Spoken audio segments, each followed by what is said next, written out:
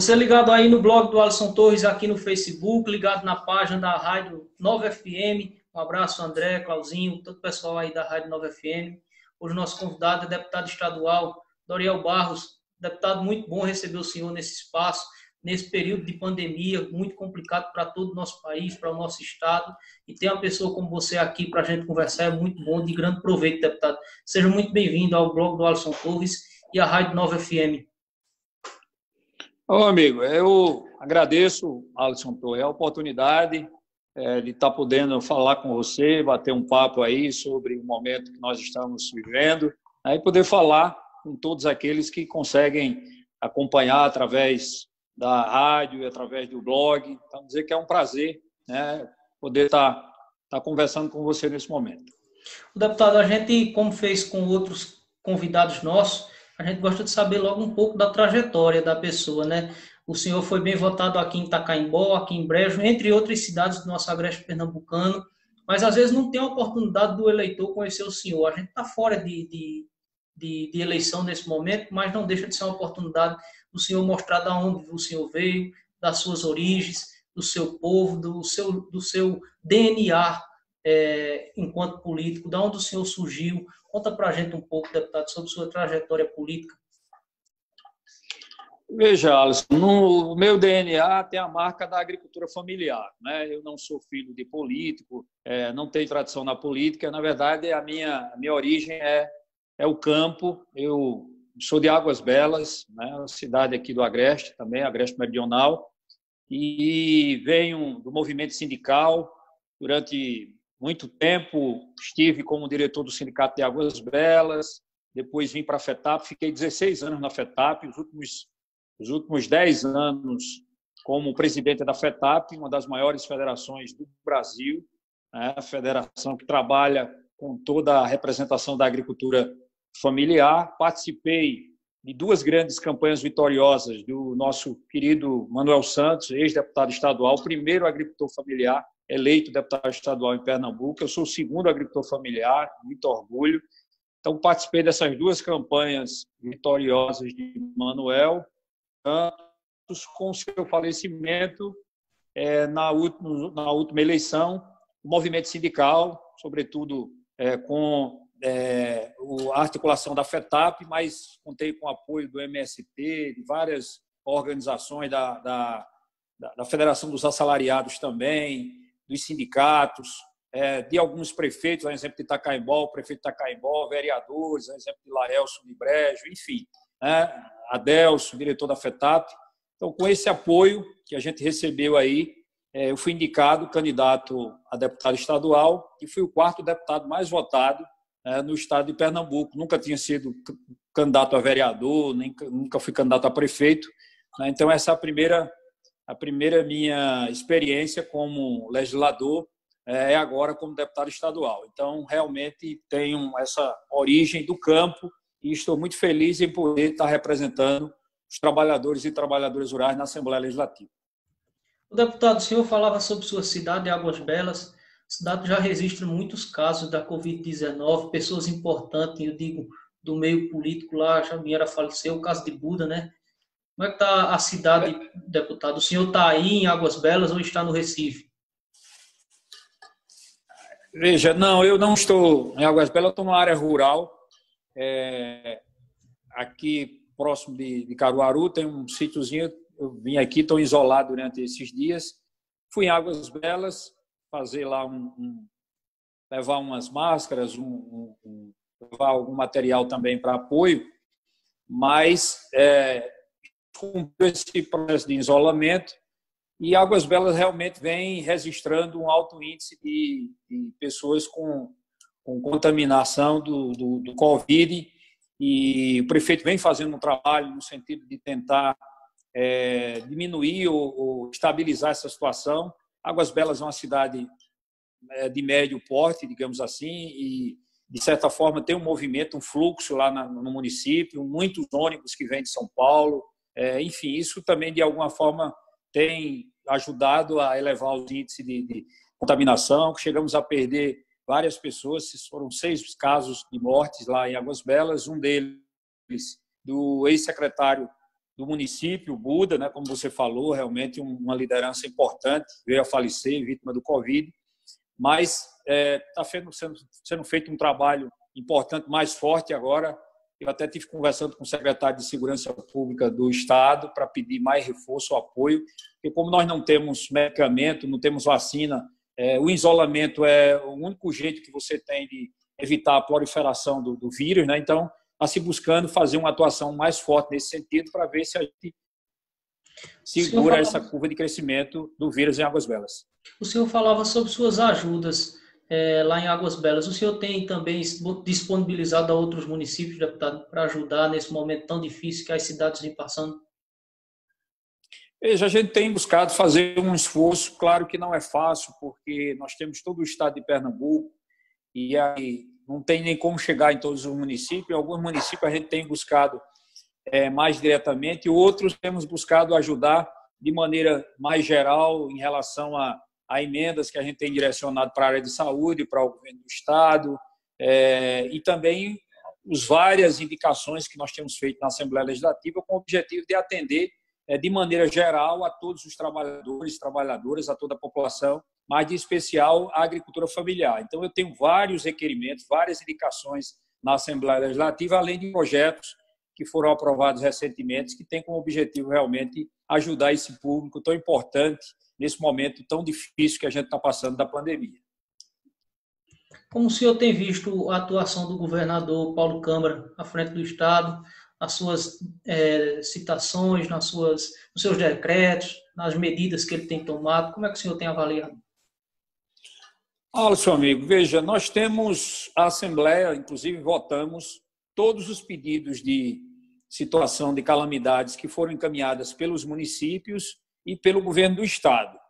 Todos que o Executivo enviou, nós votamos com o objetivo de dar ao governo toda a condição de estruturar o Estado para receber a demanda, né, que tem surgido em relação aos casos de Covid. Eu avalio que o governo tem realmente feito um trabalho importante, primeiro, em relação à decisão do isolamento como uma maneira de frear o crescimento do vírus. Então, acho que o governo tem realmente feito uma fala e tem posicionado muito forte nesse sentido, que é muito importante, né, diferente do governo federal, bem como buscando também estruturar os hospitais, como já foram em Recife estruturados alguns, montado outros, enfim. Então, eu tenho observado, eu mesmo tenho feito essa avaliação, e que o governo tem realmente feito um trabalho muito importante nesse momento de pandemia, eu avalio positivamente. Esse lockdown que o governo estadual decretou em 5 cidades da região metropolitana deveria se estender também, deputado, a outras cidades? A exemplo de Águas Belas, tem já mais de 100 casos confirmados da Covid-19. Caruaru, aí pertinho de onde o senhor está, quase 400 casos da Covid-19. Essas cidades também, o governador já deveria ter metido a caneta lá e decretado lockdown? Veja, é possível que possa ocorrer em alguns municípios. É uma situação assim, bastante difícil. A gente já estamos aí há 60 dias, né, mais ou menos, em isolamento, até mais, um pouco. Enquanto isso, a gente vê outros países que já estão voltando às suas atividades, ficaram 30 dias em lockdown, em fechamento total, né, para conter o vírus, e com isso a curva começou a cair, os casos diminuíram, casos de morte, de pessoas contaminadas, e o comércio começou a reabrir. No Brasil, a gente está há 60 dias e ainda a estimativa é que a gente ainda está no momento de pico do vírus, né? Então, é uma situação difícil, realmente. Ou a gente consegue parar esse crescimento do vírus, ou fica muito difícil você simplesmente voltar às atividades. Então, como a gente sabe que esse isolamento tem trazido muitas dificuldades, desemprego, muitas pessoas que não estão conseguindo ter condições de vender os seus produtos, enfim, devido a esse isolamento, se a população não se conscientizar de que tem que parar para poder segurar o vírus, para que ele não seja espalhado, né, no município, nós vamos ter muita dificuldade em reabrir. Então, algumas cidades terá que ser pensada a possibilidade de você, porque é muito melhor você parar 15 dias, 20 dias, ou até mesmo 30 dias, e depois reabrir, do que você ficar 30, 60, 90 e não conseguir reabrir porque você não consegue atingir um grau de isolamento que consiga realmente baixar a curva de crescimento da contaminação. Então, acho que alguns municípios poderão, Águas Belas não está em lockdown, mas está muito próximo ali, porque o governo agora está intensificando. Então, acho que algumas cidades precisam ter uma intensificação muito maior e os prefeitos têm mais cuidado, porque tem uma pesquisa que mostra que nas pequenas cidades o número de mortes é muito maior do que nas grandes cidades, comparável com a população, porque você tem uma dificuldade maior de estrutura de apoio, de serviços de saúde. Então, a atenção precisa ser redobrada, principalmente nos pequenos municípios e nos demais municípios do interior. O deputado, surge também aí um debate muito grande no Estado, também no país, que é a questão do pós-pandemia. Como é que o senhor vê essa questão aqui em Pernambuco, em especial? Passou a pandemia, o governo vai enfrentar dificuldade nas suas ações, também os municípios vão sofrer muito com isso, deputado. Eu acredito que sim, Alisson, é possível, porque você tem uma situação de redução de receitas, né? Os municípios, o Estado. É claro que o Congresso Nacional, agora o Senado, aprovou um apoio, né, para os estados e municípios, para compensar o ICMS, enfim. Então, isso, de certa forma, também vai ajudar, porque, caso contrário, nós poderíamos correr o risco dos municípios não ter condições nem de pagar os servidores. Então, isso vai, sem dúvida, ajudar bastante. Mas é evidente que as consequências serão muito, muito maiores, e quanto mais tempo passar, a gente sabe que isso será muito maior ainda o desafio, e é por isso que eu tenho, né, sempre que tenho oportunidade, feito uma crítica muito grande. Não é porque eu sou do PT e Bolsonaro é adversário nosso, mas é a maneira que o Bolsonaro vem tratando essa pandemia. Se o governo, como eu disse, tivesse tido uma postura diferente no início, tentado implantar um sistema de isolamento de maneira forte para segurar o vírus e não deixar ele se espalhar, nós já tínhamos voltado às atividades e, portanto, o impacto na economia seria bem menor. Então, essa realidade que a gente está vivendo hoje é uma realidade difícil, e a volta pós-pandemia será uma volta, porque nós não, simplesmente, eu avalio, Alisson, que a gente não vai voltar simplesmente, digamos, terminou o mês de maio, então reabre tudo normalmente como era antes a vida, ou depois de junho. Nós não vamos ter condições de voltar como era antes normalmente, até que se tenha uma vacina que venha a vacinar toda a população, mas com a postura que tem de Bolsonaro, né, que critica vários países. Até para chegar a vacina no Brasil, o Brasil não será um dos primeiros países a receber essa vacina, porque nós temos um presidente que não que trata os outros países todos como inimigo. Então, isso pode levar algum tempo, e o processo de pós-pandemia, ou com a redução da pandemia aí, vai ter que ser um processo gradativo de reabertura do comércio de maneira controlada, porque senão a gente vai continuar com esse vírus aqui por muito tempo e sem previsão nenhuma da gente voltar às atividades normais. Então, é um processo que vai ter que ser muito bem planejado, e é evidente que isso tem um impacto muito grande realmente na economia. Deputado, com isso, as eleições municipais que ocorrerão esse ano podem sofrer alteração. O Congresso já vê aí a possibilidade de adiar ela lá para dezembro. Também vai ser muito diferente as eleições desse ano, né, deputado? Realmente já se fala da possibilidade de adiamento, né? O próprio presidente da Câmara dos Deputados, né, o Rodrigo Maia, já falou da possibilidade de adiamento, pelo menos para dezembro. Claro que ninguém sabe se confirma mesmo para dezembro, porque também alguns até chegam a defender que ela deveria ser em 2022, eleições gerais, prefeitos, governadores e presidentes. Porém, você tem algumas situações e precisaria a própria Constituição estabelece como é que você vai alongar o mandato e tal. Não é uma coisa simples, né? Você fazer uma mudança de data dentro do prazo que você tem de mandato é algo possível, tranquilo de ser feito, porque está dentro do mandato até dezembro. Agora, pós-mandato, prorrogar o mandato é algo que pode abrir um precedente muito grande, realmente, caso isso ocorra, né, em outras situações. Então, eu fico um pouco meio temeroso com essa ideia. Apesar de numa outra situação, eu sou a favor de que a gente discuta maneira de unificar as eleições mesmo, até para diminuir gastos com a campanha, para você também dar mais condições dos gestores poderem trabalhar. Eleições a cada 2 anos, eu acho que isso não ajuda muito.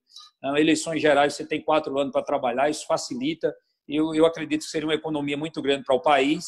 Agora, nessas condições, agora a gente precisa pensar se realmente o debate para 2022 se é um debate para você unificar as eleições ou só é um debate de você prorrogar para 2022 e depois voltar como é hoje. Então, acho que essa é uma discussão que precisa ser feita bem, olhando a Constituição, do que é possível, do que não é. Mas já há um movimento muito grande de se adiar para o mês de dezembro, porque você tem uma população aí que, se permanecer o vírus ainda muito forte, muita gente não vai votar, e a gente precisa garantir o direito das pessoas exercerem sua cidadania e para a urna eleger, e escolher o vereador, a vereadora, o prefeito, a prefeita. Então, a gente tem que garantir essa condição do eleitor poder participar das eleições.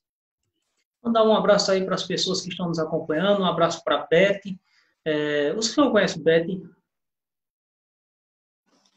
Beth conheço. Beth é uma figura muito importante, canadense, né, que vive em Brejo há muito tempo, faz um trabalho muito bom. Inclusive, eu fiz até informar aqui para você, e para quem está nos acompanhando, eu até fiz um encaminhamento para que a gente possa, lá na Assembleia Legislativa, dar o título de cidadã pernambucana a Beth, né, que é uma pessoa do Canadá, mas que tem uma história e um tempo de vida já aqui no Brasil, em Pernambuco, muito grande, em Brejo, nessa região. Então, é uma pessoa extraordinária que faz um trabalho muito importante de fortalecimento da agricultura familiar. Então, tenho muito carinho pela companheira Beth.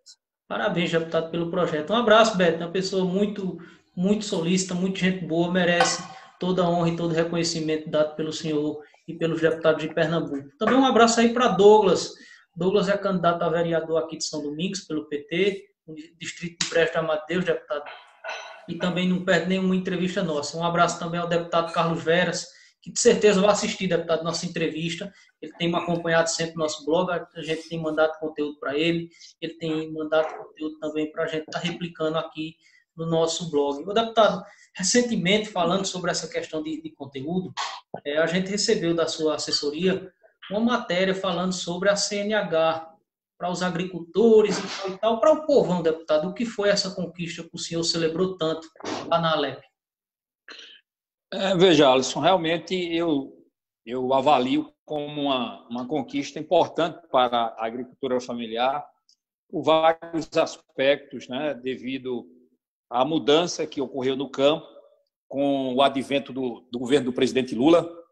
Muita gente passou a ter um carro, uma moto, né, coisa que no passado isso não existia, e é evidente que com as políticas do governo do presidente Lula, as pessoas passaram a melhorar a sua condição de vida, né, passaram a estruturar suas casas, comprar móveis e comprar também moto, carro, e a moto hoje é um objeto de trabalho, né?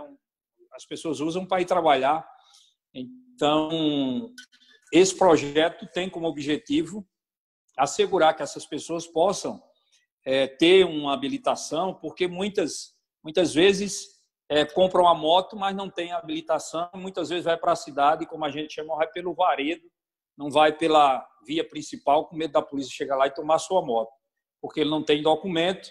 E aí, muitas vezes, como ele não tem habilitação, ele termina comprando uma moto sem documento, já que ele não, de todo jeito não vai andar na via principal, então compra uma moto que não tem documento. Ele não tem condições, muitas vezes, de comprar a moto e de fazer a CNH, porque o custo hoje é 2.000, 2.000 e pouco para tirar uma CNH. Então, com essa CNH gratuita, o que a gente quer é, primeiro, dar dignidade a esse trabalhador para que ele realmente possa ir para a feira, ir para o seu trabalho com a sua moto, sem nenhum medo de ser tomada pela polícia, porque não vai estar irregular, né? Vai estar com habilitação. E ele, com habilitação, eu tenho certeza que ele vai comprar uma moto regular.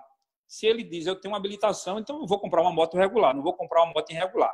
Se ele comprar uma moto regular, com isso a gente acaba com o mercado que a gente tem clandestino de motos, né? Muito grande. Então, com isso a gente pode diminuir os roubos de moto, né? Na minha leitura, porque se você você não tem a procura, não tem quem compra, então você diminui a possibilidade de ter roubos de moto. Então, porque o trabalhador ou aquela pessoa vai comprar uma moto regular. Então, acho que com isso a gente pode reduzir esse mercado clandestino de roubo de motos.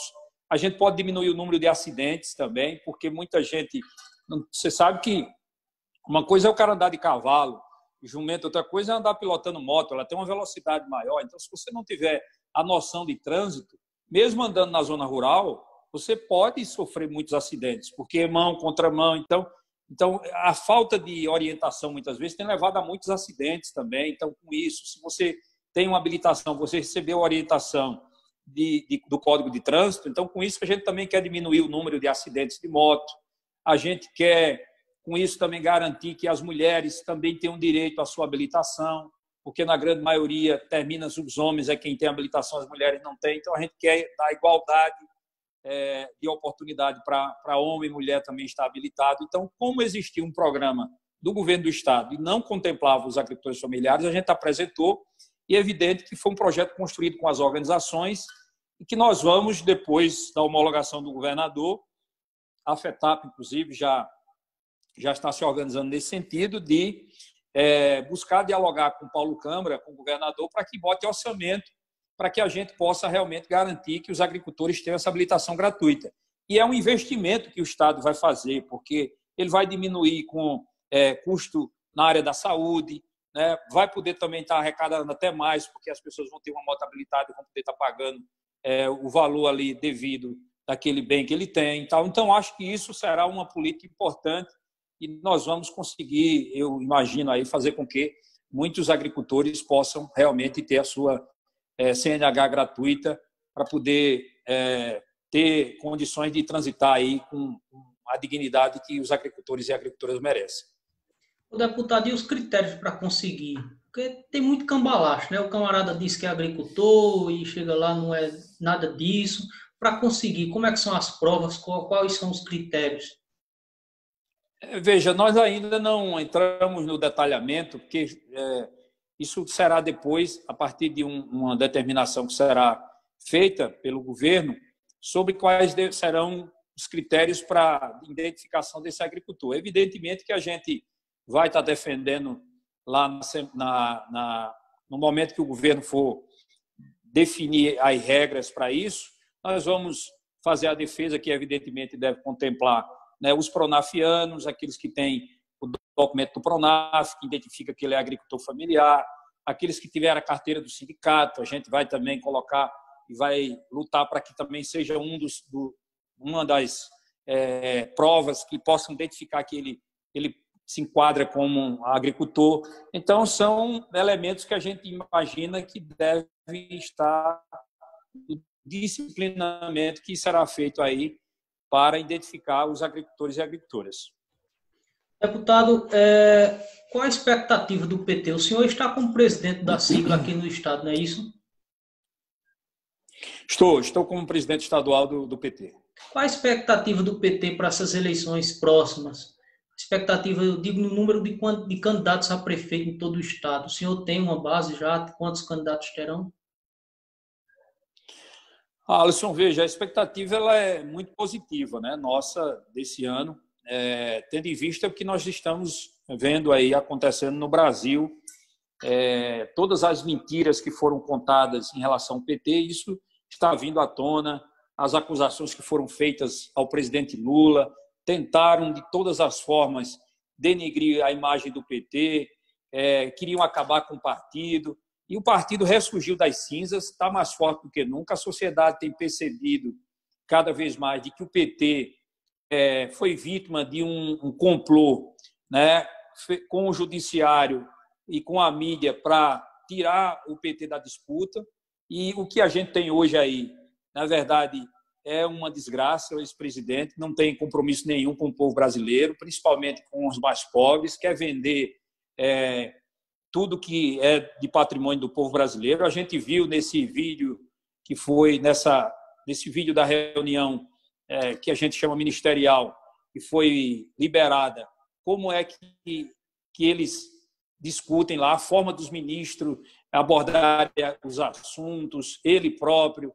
Então, na verdade, não se discute os problemas do povo brasileiro. Na reunião que a gente viu lá acontecendo com os diversos ministérios, você não via nenhuma preocupação com as pessoas que estão morrendo por conta do Covid, com as pessoas que estão passando fome, com as pessoas que estão com dificuldades para poder ter condições de tocar a sua produção. Você não via essas preocupações. Diferente dos governos do PT, do presidente Lula, que foi o melhor presidente que já teve na história desse país para os trabalhadores do campo, da cidade.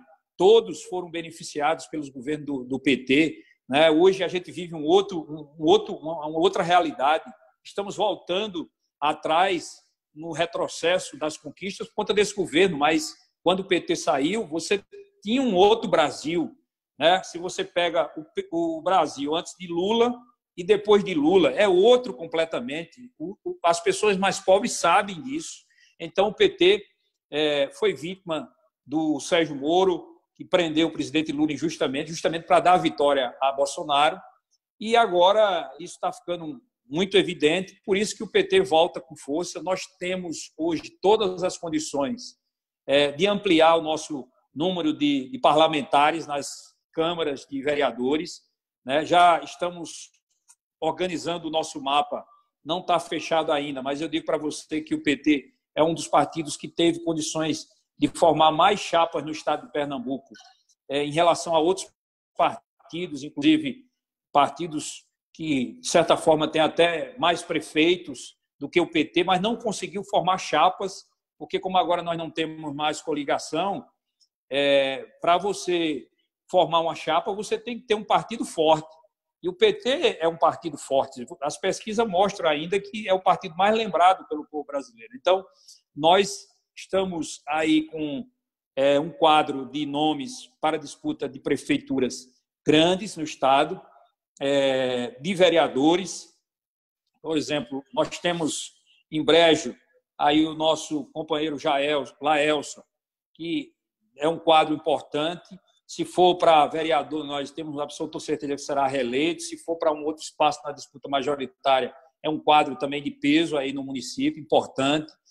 Tacaimbó, nós temos o prefeito Álvaro, que vai para a reeleição, e eu tenho absoluta certeza no sucesso da sua vitória, pelo trabalho que ele vem fazendo, pela maneira dedicada que ele vem, né, demonstrando de cuidar da população, bem como os vereadores do PT, os outros vereadores também que fazem parte do grupo. Então, eu acho que o partido esse ano vai dar um salto de qualidade muito maior. Hoje nós temos 7 prefeitos do PT, mas eu tenho certeza que nós vamos sair maiores nessa eleição, mais prefeituras eleitas, e também vamos sair com um quadro maior de vereadores e vereadoras. Eu não tenho dúvida disso. Em Tabira também o deputado Carlos Veras falava que lá vai ter pela primeira vez um candidato do PT, né? Lá na cidade de Tabira. Lá em Águas Belas, deputado, o senhor pretende disputar a prefeitura por lá? Não. Na verdade, Tabira a gente poderá ter, e já está bem construído lá. Carlos Veras, que é de lá, inclusive, tem construído esse caminho. Tem uma candidatura do PT lá em Tabira. Águas Belas, nós temos o atual prefeito, que é um companheiro nosso de luta, Luiz Haroldo, né? Vai para a reeleição. Também com o nosso apoio, é do PT.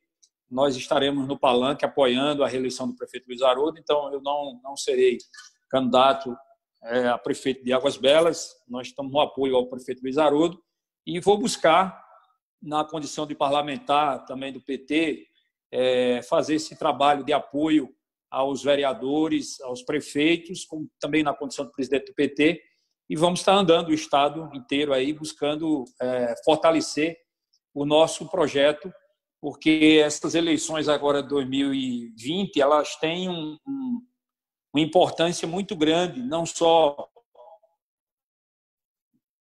no sentido da governança dessas cidades, de termos representantes no legislativo nossos, do PT, com as ideias do PT, defendendo os trabalhadores, mas preparando também um ambiente para 2022, né? Porque 2022 nós queremos chegar em 2022 com força para novamente ganhar as eleições, para que o povo novamente possa ser prioridade no governo federal. A gente vai precisar ter realmente muitos prefeitos. Então, o partido está se organizando nacionalmente com esse objetivo, de chegar em 2022 com muita força para que a gente possa ganhar as eleições. O senhor falava, quando começou a sua fala sobre o PT, sobre as mentiras que inventaram durante esses últimos anos com relação ao partido. Aqui em Pernambuco eu acompanho e vejo muita gente da mídia, muitos comunicadores, muitos jornalistas, dizer que quem manda no PT no Estado é Humberto Costa. Como é que o senhor recebe essas informações? A gente tem escutado, né? A imprensa muitas vezes tem falado isso, mas, na verdade, o PT, por exemplo, é um partido que tem feito um debate coletivo. É um partido que tem, diferente de outros partidos, que o cara tira um presidente do PT, bota outro, indica um, indica outro. O cara não sabe se hoje o partido está com ele, quando é amanhã já está com outro. O PT tem eleições, né, tem PED, que são um processo de eleições diretas, os filiados votam no partido, elege os presidentes municipais, elege os presidentes estaduais, elege o presidente nacional. Então, o PT ele tem uma dinâmica diferente, né, de outros partidos e, portanto, isso tem dado ao partido uma dinâmica interna diferente. Não tem um dono, não tem uma pessoa sozinha que manda no PT. Você tem um conjunto, tem um coletivo. É claro que Humberto, por ser um dos quadros do PT mais antigos, né, já disputou várias eleições, então as pessoas fazem essa referência para dizer que Humberto manda. Aí traz o caso da última eleição do governo do Estado, onde tinha a candidatura de Marília Reis e foi retirada para apoio a Paulo Câmara, aí atribuem isso a Humberto, mas quem tomou essa decisão foi o PT nacional, não foi Humberto. Foi uma decisão nacional porque tinha uma estratégia de fazer uma aliança com o PSB, com o PCdoB. Então, dentro dessa aliança de um projeto nacional, para a gente não perder as eleições e eleger a Haddad, a gente precisava dialogar com os diversos partidos. O PT não pode achar que vai resolver os problemas do Brasil sozinho. Nós temos que trabalhar com os partidos aliados, com o PSB, com o PCdoB, com o PDT, com o PSOL. Estava agora há pouco, inclusive, conversando com o Severino, presidente do PSOL estadual, dialogando com ele, possibilidade de a gente estar aliados em alguns municípios. Então, o PT não pode achar, e eu não posso ter a arrogância ou a petulância de achar que o PT vai resolver os problemas de Pernambuco, do Brasil sozinho. Nós vamos ter que discutir com os partidos aliados. Então, naquela oportunidade, foi importante para a Haddad a aliança com o PT, com o PSB aqui em Pernambuco, foi importante para Paulo Câmara, foi importante também para o PT que nós conseguimos eleger 2 deputados federais, 3 deputados estaduais, um senador da República. Então, todos ganharam nessa estratégia. Marília Reis, que era vereadora, foi eleita deputada federal, então ela ganhou com isso também, não perdeu. Então, não tem essa história de que Humberto manda no partido. Então, são decisões coletivas e, evidentemente, são decisões que podem estar de acordo com o entendimento de Humberto ou não. Por exemplo, agora mesmo nós temos um debate nacional, estadual, um debate de municípios, onde se defende uma aliança com o PSB e a Nacional em Recife, por exemplo, quer candidatura própria. Humberto e outros acham que a gente não pode romper com uma aliança com o partido, principalmente nesse momento que a gente tem que enfrentar Bolsonaro, que enfrentar essa elite conservadora que quer destruir todas as políticas estruturadoras que dão dignidade ao povo brasileiro. E eu também concordo, eu acho que a gente não pode achar que o PT vai resolver os problemas todos, vai ter que ter candidato em todo canto. Não, a gente vai ter que, em alguns locais, a gente vai ter que ter candidato, vai ter apoio dos outros partidos de esquerda, e vai ter outros locais, outros partidos de esquerda vão ter candidatos, e nós vamos apoiá-los também. Então, é nessa construção que o PT se coloca. Então, não tem essa coisa de que Humberto manda no PT, pelo menos até agora, não tenho percebido isso de forma alguma. Eu, como presidente do PT, posso afirmar isso aqui tranquilamente. Mas isso é bom que fique claro, deputado, porque é uma história que roda por todo canto. Eu nunca tinha ouvido uma resposta tão clara como o senhor acabou de fazer. No caso aqui em Pernambuco, o senhor acha que para continuar nesse momento, nessa harmonia com o PSB, o senhor acha que o nome de João seria o melhor nome mesmo, deputado? Veja, eles ainda não definiram, mas se fala, né, no nome de João Campos, tal. A gente não sabe se será mesmo, mas eu acho que a gente tem que buscar construir um processo de alianças com os partidos do campo de esquerda, pensando inclusive na eleição de 2022, porque é evidente que cada partido tem as suas bases, né, no Brasil como um todo. Então, se nós estamos falando do PDT, do PCdoB, do PDT e do PSB, a gente precisa dialogar com eles, aonde é que a gente vai estar buscando construir parcerias, tal. Então, eu acho que a gente aqui na capital teria que talvez pensar nessa possibilidade aí de construir uma aliança com o PSB. Esse é um debate que está sendo feito pelo Diretório Municipal do Recife ainda e tal. A Nacional já apontou que acha que a gente deveria ter a candidatura de Marília, mas como você tem aí o município que também precisa se pronunciar, a gente vai aguardar aí o posicionamento do diretório, inclusive municipal, que está marcado para o dia 15 de junho, que aí a gente vai poder depois encaminhar essa decisão para a Nacional e ver se a Nacional vai manter a mesma posição, vai mudar, enfim.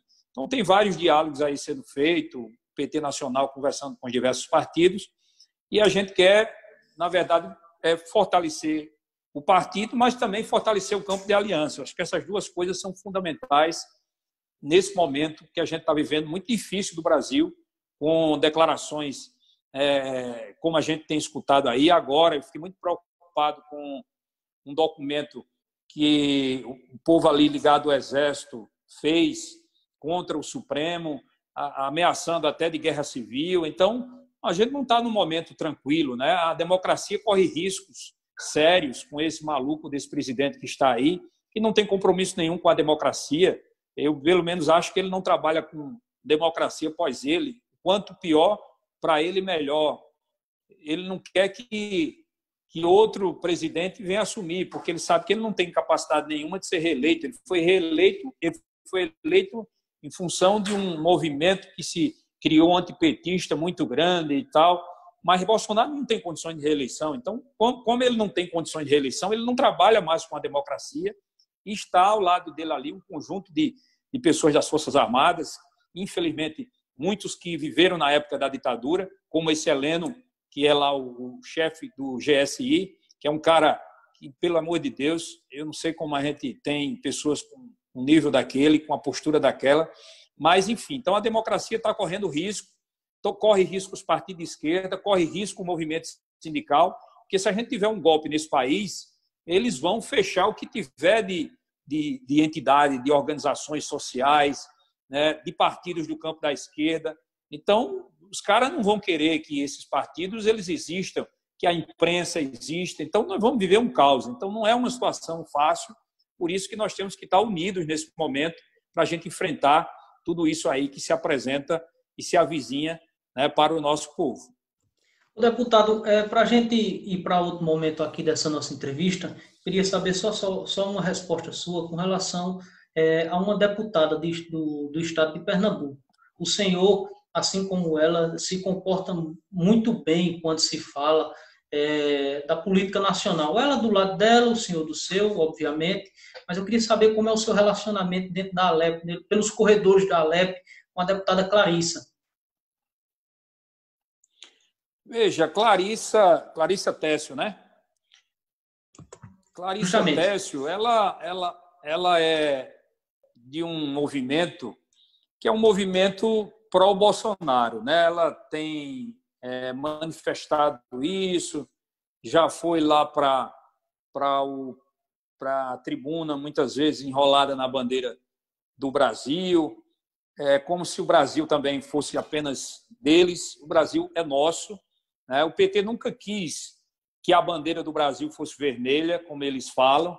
Eles agora é que pegam a bandeira do Brasil como se fosse deles. A bandeira do Brasil é nossa, é do povo brasileiro. Então, a Clarissa, eu respeito muito ela, né? Ela também é uma pessoa que me respeita bastante, tem os seus posicionamentos, eu divido os posicionamentos dela, ela tem um posicionamento dela, defende uma ideia, eu defendo outra ideia, mas temos atuado com muito respeito na Assembleia Legislativa, né? Eu defendo um país que tenha prioridade para os mais pobres, que a esquerda realmente deu uma contribuição importante para esse país, continua fazendo isso, tanto que agora a gente viu no auxílio emergencial, foi uma proposta do PT que queria inclusive um salário mínimo, depois somou-se com outros partidos de esquerdas, tal, e a gente terminou no Congresso ganhando esse debate e aprovou-se um valor de R$600 de auxílio emergencial, mas Bolsonaro queria dar apenas R$200.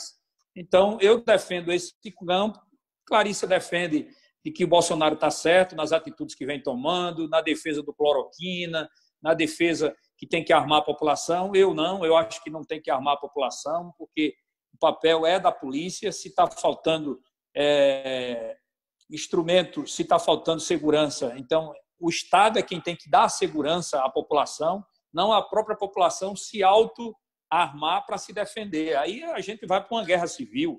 Não existe isso. O Estado é quem tem que proteger o cidadão. É assim que está na Constituição. Então, é dessa forma que a gente tem debatido, mas com muito respeito na Assembleia Legislativa. Ela é muito respeitosa, eu também respeito muito ela, mas temos feito debates diferentes naquela casa. Deputado, agora a gente vai para outro momento aqui, estamos só aguardando aqui, viu? Eu não falei ainda, se você também quiser que fica à vontade. Aprofunde um pouco. O PAA também, o Programa Estadual de Aquisição de Alimentos, Alisson, e aí nós temos Brejo, deputado, a região do Agreste. Deixa eu interromper o senhor nesse momento. A gente, como fez com o Carlos Veras, né, fez um convite a algumas pessoas para iniciar, para participar com a gente nesse momento aqui. Está chegando aí o secretário Dilson Peixoto, bandeira forte do PT. Secretário, está ouvindo a gente? Estou sim. O senhor está ouvindo o secretário, deputado? Estou. Fala, Deus. Tudo bem? Tudo bom, Doriel? Tudo bom, momento bom da gente partilhar e falar um pouco também sobre as ações do secretário, junto com o deputado, em benefício do povo de Pernambuco. Fica à vontade, deputado, para o senhor concluir o seu raciocínio. Enquanto o deputado vai concluindo, vai entrando outras pessoas. Foi bom que Deus chegou. Ele chegou e eu estava iniciando, falando de um projeto que foi aprovado. Deus pode até trazer elementos, porque foi um projeto que, no meio dessa pandemia toda, de tanta coisa ruim, a gente tem aí uma coisa boa para comemorar, que foi a aprovação do projeto estadual de aquisição de alimentos da agricultura familiar, que foi construído com a participação de várias organizações, sob a coordenação da secretaria que Deus coordena, a SRA, que foi quem coordenou todo esse processo, que esse projeto terminou chegando na Assembleia Legislativa, indicado, Alisson, pelo Executivo, e é um projeto muito importante para Pernambuco, porque não só visa agora o momento da pandemia, mas é uma política permanente, digamos assim, não é nem um programa, uma política permanente de compra de alimentos da agricultura familiar para fazer a doação para quem não tem condições, não tem alimentos e tal, e também a compra institucional, que é para presídios, hospitais, no mínimo 30% do governo do Estado agora vai comprar da agricultura familiar. Com isso, nós vamos tanto gerar empregos no campo, porque a agricultura familiar tem uma capacidade de geração de emprego muito grande, como também você vai ofertar alimentos saudáveis para a população e vai fazer com que venha mais recursos para o município de Brejo, de Itacaimbó, do Agreste, todo o estado de Pernambuco. Então, acho que esse é um projeto que a gente tem celebrado muito né, porque foi fruto dessa construção e principalmente da visão de ter aí, é importante, queria até fazer esse elogio, e tem um secretário de Agricultura que é do PT, do Partido dos Trabalhadores, que era aquilo que a gente estava falando, né? O PT tem uma visão diferente de sociedade, então isso foi importante também, porque a gente tinha aí o secretário Dilson Peixoto lá, coordenando a Secretaria de Desenvolvimento Agrário do Governo do Estado. Certinho. E aí, Dilson, como é que estão as ações da Secretaria nesse momento de pandemia? Eu acompanhei o senhor não, provavelmente não lembra, lá em Poço Fundo, na distribuição de algumas sementes, junto ao deputado Diogo Moraes. Aquele projeto choveu muito nessa região nossa aqui do Agreste. Ainda está de pé, ainda está fazendo a distribuição? Primeiro, boa tarde, né, Alisson? Boa tarde, meu companheiro e amigo Doriel. A gente tem feito na secretaria, na verdade, todas as áreas do governo, mesmo com essa situação difícil que a gente está vivendo de pandemia, mesmo com, digamos assim, o confisco, né, que automaticamente todos os governantes do país, os governos estaduais, as prefeituras têm que ter feito para os seus orçamentos, contingenciar o orçamento, segurar o orçamento, para poder ter mais recursos para o essencial nesse momento, que é a nossa rede de saúde. Então, mesmo com essa dificuldade, o governador, apesar dessa grande dificuldade, que mês a mês, desde março, a receita vem caindo, o recolhimento do ICMS vem caindo, a previsão é que agora em maio chegue a 37% de redução de receita, então isso está gerando uma situação muito difícil para o Estado. Mas, mesmo assim, a gente tem conseguido, digamos assim, projeto a projeto, detalhe a detalhe, ser analisado e ser aprovado pelo governo.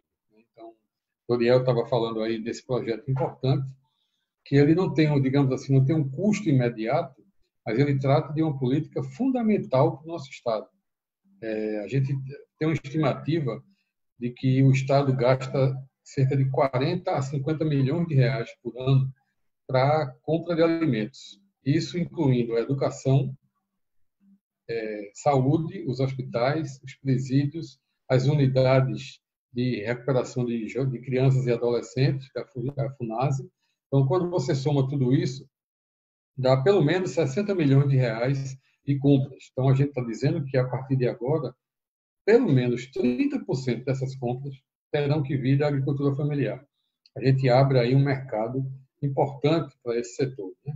Além de outros específicos. Então, agora, por exemplo, o governador já tinha liberado, já está sendo executado, primeiro, um edital que a gente fez de R$1 milhão, através da DDPE, e o segundo, que vai ser agora de R$2,5 milhões, que esses recursos serão transferidos da DDPE para a Secretaria, para a gente executar um programa de aquisição de alimentos específicos da agricultura familiar, que aí vai incluir, além dos produtos específicos da agricultura familiar, outros que também são da agricultura familiar, mas não são muito tidos como sendo, mas são. Por exemplo, a questão da bacia leiteira, a gente está incorporando queijo de coalho nessas compras que a gente vai fazer, leite de cabra, ovos, mel, que são produtos também importantes da agricultura familiar. Então, a gente vai trabalhar com R$2,5 milhões. A gente está fechando a burocracia hoje ou amanhã, no máximo, a gente assina o convênio com a DDPE, recebe os recursos e a nossa expectativa é até sexta-feira dessa semana divulgar o novo edital de R$2,5 milhões e mais aquisição de produtos oriundos da agricultura familiar. Além disso, o governador também fez um esforço imenso e conseguiu liberar R$2 milhões para a gente adquirir sementes. A gente está esperando só o trânsito dessas sementes saindo das empresas para a nossa unidade do IPA, lá em Bimirim, para trazer aqui para a região do Agreste e para a Zona da Mata. O Sertão já havia recebido em janeiro. Então, a gente está falando aí de mais R$2 milhões de sementes de milho, de feijão e de sorgo, que serão entregues aos agricultores familiares do Agreste e da Zona da Mata. Isso é muito bom, muito importante, né, deputado? Num momento como esse, num momento difícil, os agricultores rurais receber um benefício tão grande como esse. Também está participando agora, chegou aqui, não sei se está já nos escutando, Jaelso do Açudinho, secretário, deputado, ele é presidente do sindicato rural lá do Brejo de Amadeus. Jaelso, está nos escutando?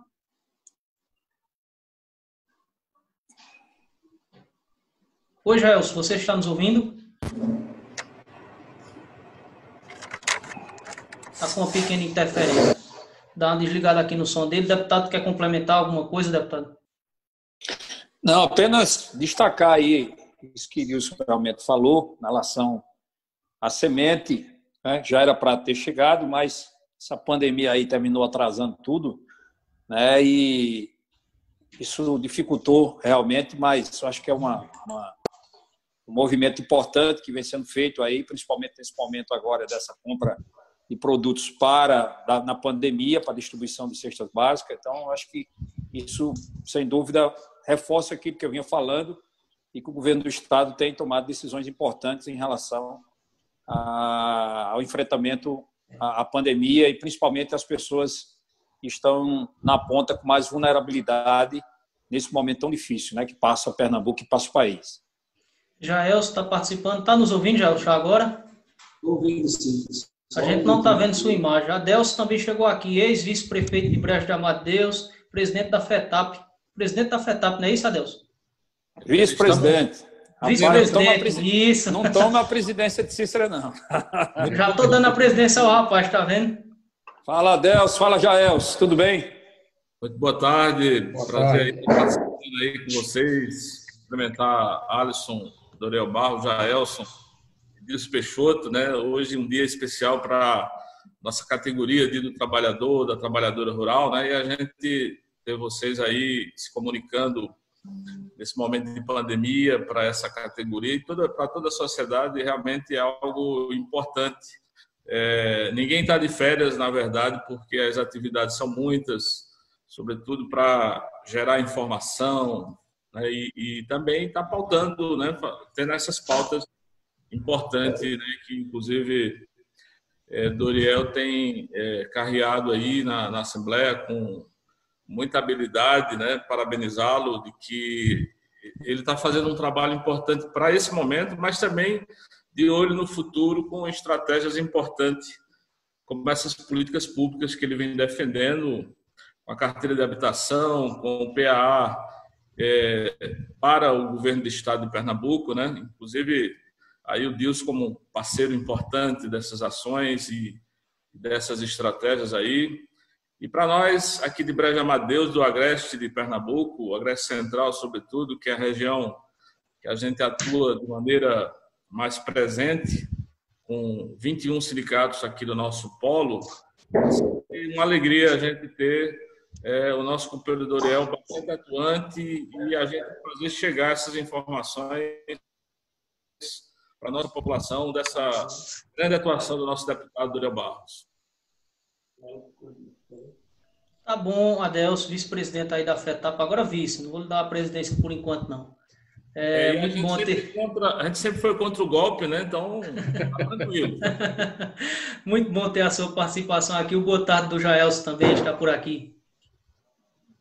Boa tarde, Alisson. Boa tarde, Doriel, Dilson Peixoto, secretário, nosso companheiro Adelson Freitas, um grande defensor por esta terra, Brejo de Amadeus. Dizer que é muito bom estar conversando com vocês nessa tarde onde a gente vive, acho que um dos piores momentos do nosso país devido a essa pandemia. E aí, paralelo a isso, a gente também tem uma estabilidade política que ela é muito ruim, não ajuda nesse momento.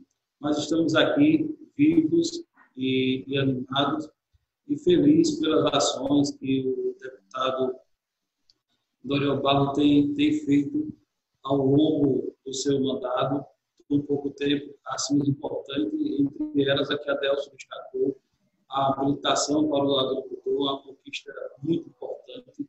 Tem muitos agricultores e agricultoras que têm laço com a motinha de vir para a feira, a gente chama um novo cavalo do matuto, um novo jumento do matuto, e às vezes é escondido porque não tem como tirar habilitação, às vezes não tem condições, ou até não se enquadra nas regras atuais. Então, essa é uma informação muito importante.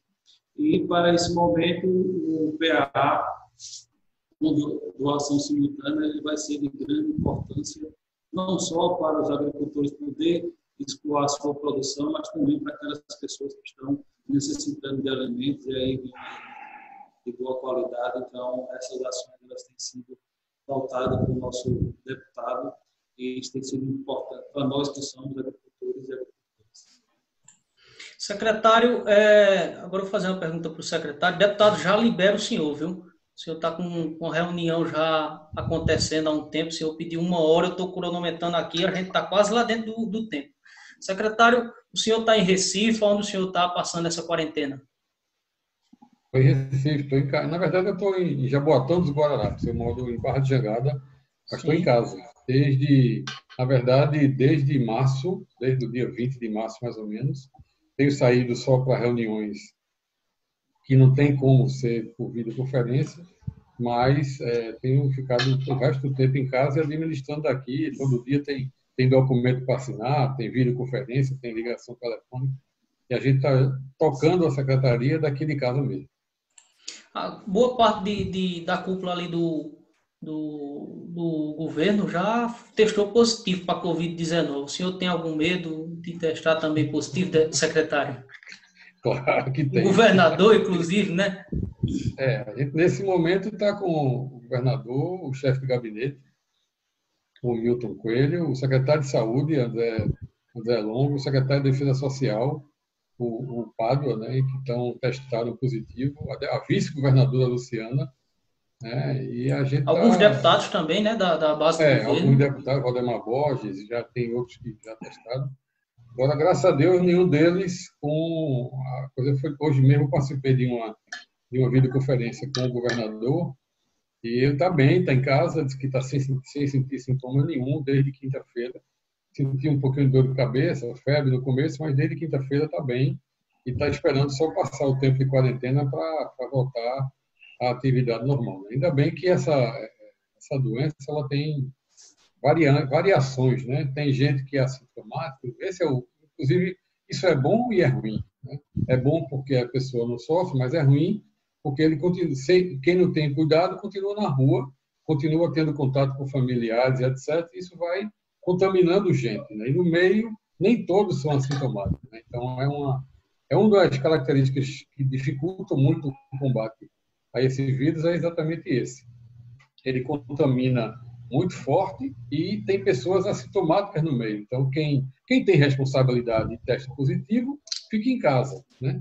Quem não tem, a gente conhece vários exemplos. Parece, por exemplo, que esse é mais um exemplo negativo desse cidadão que preside o Brasil, né? Vive aí contaminando gente, etc. Enfim, todo fim de semana sai para comer cachorro-quente, não sei o quê, numa irresponsabilidade total, onde a gente deveria estar exatamente nesse momento fortalecendo tudo que tem a ver com isolamento social. Foi assim que a Europa, por exemplo, que a própria Espanha, a Itália, Portugal, saíram, ou estão saindo, no caso de Espanha e Itália, estão saindo por conta do isolamento rigoroso. E aqui no Brasil a gente continua com dificuldade, porque você tem, na verdade, de um lado, um governo federal que deveria estar dando exemplo negativo. Parece mais que o presidente é aliado do vírus e não do povo, né? E governadores e prefeitos que têm uma dificuldade grande, porque você veja, enquanto se fala da importância do isolamento social e, nesse momento, em paralelo, o presidente da República vai para a rua para comer um cachorro-quente, ele está dando que mensagem para o cidadão lá da ponta? Que ele pode ir também. Se o presidente vai, por que ele não pode? Então, isso é muito ruim. E isso está, inclusive, atrasando a situação e aumentando a gravidade do Brasil. O Brasil hoje já está... Só os Estados Unidos, que tem mais pessoas infectadas por dia do que o Brasil. E tem especialistas que dizem que, indo do jeito que está, daqui a pouco o Brasil vai ganhar essa medalha de ouro. Então, isso é uma tragédia para o Brasil, né? Então, a gente espera que esses efeitos que a gente está sentindo aí, os cuidados que a gente tem tomado a partir dos governos do Estado e dos efeitos, a gente consiga atenuar essa curva e, com isso, não estressar, digamos assim, não levar ao colapso a nossa rede de saúde. Alisson, eu vou pedir licença. Sim, deputado. Alisson. eu vou pedir licença a vocês, eu vou ter que sair, que eu estou com uma reunião com o GTE estadual, como eu tinha falado para você. Eu pedi meia hora para eles, tá certo? Vocês vão continuar. Eu quero agradecer, Alisson, a você, a oportunidade. Foi muito bom poder estar conversando com você nesse momento, com vocês aí. Um abraço a Deus, nosso secretário de Desenvolvimento Agrário, o companheiro Adelso, que junto comigo chegamos juntos na FETAP, é um grande parceiro meu, viu, Alisson? Meu irmão, camarada aí, Adelso, tem um carinho. Por isso que a gente reuniu todas essas pessoas aqui, deputado. Tá difícil da gente fazer uma aglomeração, a gente faz uma aglomeração virtual. É verdade. Então é um irmão realmente que eu tenho aí, cara, gente boa, gente fina, foi vice-prefeito aí de Brejo. E também o nosso presidente do sindicato aí, o Jaelson do Açudinho, né? Uma grande figura também, um grande presidente, vem fazendo um excelente trabalho aí no Sindicato de Brejo da Madre de Deus. Então, parabéns a vocês aí pelo trabalho, parabéns a você também aí pelo trabalho que vem fazendo, Alisson, aí nessa comunicação. Acho que é muito importante abrir essas oportunidades para a gente poder conversar com a população. Então, um abraço e muito obrigado aí pela oportunidade. Tá bom, deputado. Disponha do espaço, viu? Valeu, Doriel. Um abraço. Obrigado. Obrigado por aí. Secretário, a gente agora, nós quatro aqui, né, queria que o senhor falasse só um pouquinho, de forma bem resumida, sobre a questão que o senhor falou das sementes, do investimento do governo do Estado. Tenho certeza que é de interesse do presidente do sindicato, de Adelso também, sobre essa questão dos mais de 2 milhões que serão investidos. Esse foi uma situação difícil, né? A gente, com essa história da pandemia, nosso cronograma era essas sementes terem sido entregues em todo o Agreste, na Zona da Mata, principalmente no Agreste, em março. Esse é o nosso cronograma, março, abril, no máximo, né? E o problema é que a gente tinha reservado no orçamento original desse ano 3.600.000 para a aquisição dessas sementes. E a gente iria, inclusive, iniciar um programa de sementes crioulas. Esse era o nosso orçamento para agora. Só que isso foi tudo dizimado pela pandemia. O orçamento foi todo contingenciado, e aí a gente primeiro teve toda uma discussão junto com a Secretaria da Fazenda para ver o que seria possível de liberar, e isso terminou atrasando a licitação. A licitação tem que ser feita ano a ano, né? O Tribunal de Contas exige, faz toda a fiscalização e etc. Então, daqui que, quando saiu a liberação do recurso, que a gente fez a licitação, terminou atrasando o nosso cronograma de distribuição de sementes, né? O valor que era para ser 3.600.000 ficou em 2 milhões, mas a gente avaliou que era importante, ainda que seja um gesto, mas que esse gesto fosse feito. E aí a gente está, nesse momento, aguardando chegar as sementes das empresas, duas empresas que fornecem o milho, uma que fornece o feijão e outra que fornece o sorgo. São licitações que são obrigatórias a serem feitas por lotes. Então, a gente está esperando chegar, já chega. A semana passada tinha sido anunciado que chegaria, mas, infelizmente, o feijão que iniciou a ser disponibilizado quando a gente fez os testes de germinação, ele não atendeu os requisitos mínimos, então a gente teve que pedir à empresa para trocar aquela quantidade de sementes, e isso atrasou um pouco, mais ainda, que a gente já está atrasado, essa questão do feijão, e o feijão é fundamental para o território do feijão, né, aí do Agreste Meridional.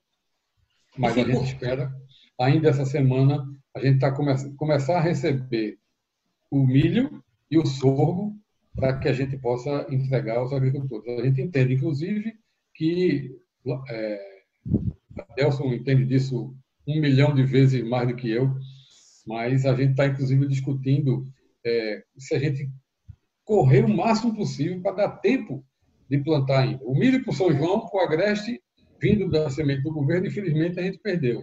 Mas eu estava conversando hoje de manhã com o Reginaldo Alves, que é o nosso diretor de extensão rural do IPA, e ele estava me explicando, e vai conversar mais com o pessoal, para que a gente tenha...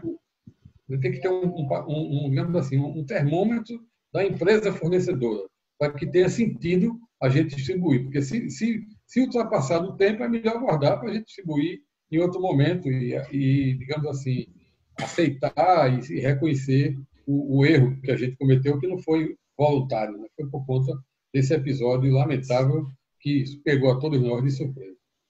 Me permite uma sugestão, Alisson, Adilson? Fica à vontade. Então, Dilson, mesmo com esse cronograma atrasado, eu acho que é válido a distribuição. Agora, a gente poderia estar fazendo algumas recomendações importantes, porque houve muita chuva no Agreste Central, em todo o Agreste, e houve muito acúmulo de água. E, de uns tempos para cá, a gente percebe que os agricultores eles conseguem fazer a irrigação de salvação, né?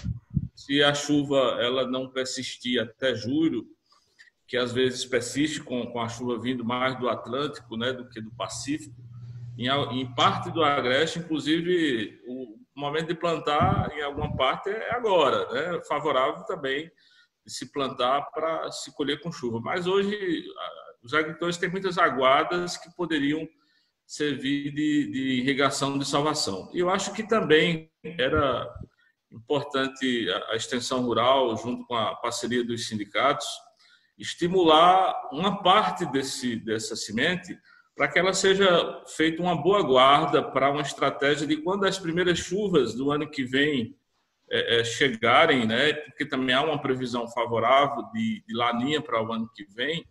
Então, parte dessas sementes já estando com os agricultores favorecia esse processo. Então, eram esses duas boas recomendações que eu acho que cabe para o momento, né? E todo mundo entende esse atraso do cronograma, e tendo essas recomendações, acho que está em tempo. Mas eu queria também saudar o Zé da Roça, que chegou por aí, e eu agora é quem vou precisar sair, porque vai iniciar a reunião da direção da FETAP, né? Que a gente está com vários pontos importantes. Toda semana a FETAP se reúne, e eu já estou atrasado para entrar na reunião da direção da FETAP, mas deixar um abraço para todos vocês aí. E um abraço, Adelson. Obrigado pela participação, viu? Você, Alisson, pelo blog, por todas as suas iniciativas que estão hoje sendo bastante positivas e consideradas, e está sendo um canal cada vez mais que cresce nessa abrangência da divulgação do Agreste. Forte abraço. Um abraço. Um abraço e obrigado pela dica, Adelson. Zé da Roça chegando por aqui. Zé da Roça, boa tarde. Secretário Dilson Peixoto é quem está com a gente. O deputado acabou de sair. Você, infelizmente, aí teve algum problema com a internet. Também, Dilson, quem ia participar desse momento conosco era o prefeito de Tacaimbó, o Álvaro Marques, né? Mas, infelizmente, também por problema técnico, a gente pede aos nossos leitores e às pessoas que estão nos assistindo que entendam. É um período totalmente diferente, as pessoas estão ainda se adaptando com a tecnologia. Infelizmente, acaba que a gente perdeu o Laelso logo no começo e perdeu por completo a participação do prefeito de Tacaimbó. Boa tarde, vereador. Eu acho que ele não está me ouvindo. Tem alguma coisa, Jael, para acrescentar? O microfone está desligado, não? Não, está até ligado dele. Ele está tentando conectar. Tem alguma coisa, Jael, a acrescentar na fala do secretário? A gente se caminhar também para o fim. Só dizer que a gente também reforça esse pedido do Adelson. Tenho certeza que vai ser bem analisado pelo Dilson e toda a sua equipe, que é uma equipe que vem fazendo a diferença à frente da agricultura. A gente sabe que o estado de Pernambuco é um estado muito grande. E a gente também dizer ao Dilson que os agricultores também irão compreender esse atraso da semente, porque a gente sabe que todo mundo está tendo que se ajeitar. Ninguém estava esperando por isso. A gente iniciava o ano, na virada do ano, todo mundo já estava pensando em outubro. Como é que fica a estrutura política, vai ser uma eleição, quem vai apoiar quem vai descer para quem. E aí a gente foi pego de uma coisa totalmente imprevista e que está parando não só o nosso estado, mas está parando muito todo.